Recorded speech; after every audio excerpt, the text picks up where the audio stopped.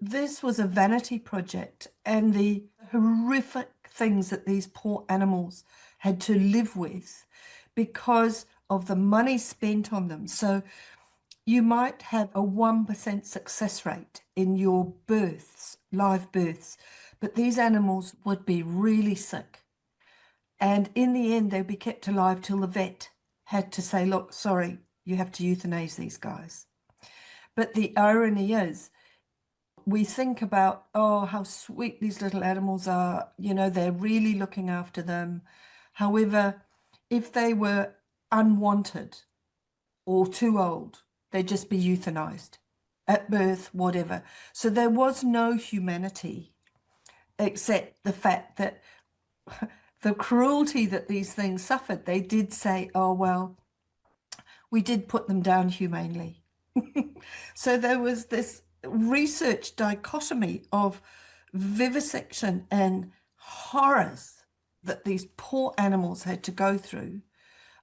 We're talking here cancers, sterility, spontaneous abortions, deformities, organ and immunity problems, and they kept them alive.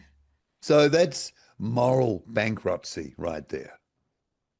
It's too horrific to actually understand that you could use sentient animals with such cruelty and still see that as a benefit. So yes, I do agree with you.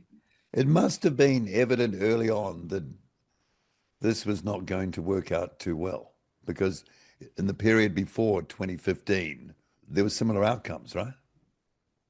Oh, that's what is very interesting, is the genetic modification of animals with foreign genes or even gene editing.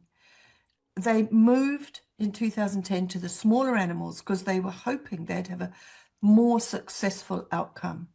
But these animals suffered in the same way that the larger animals did, the cows did. Yeah, Madam, can I just ask a question about that? They thought smaller animals would.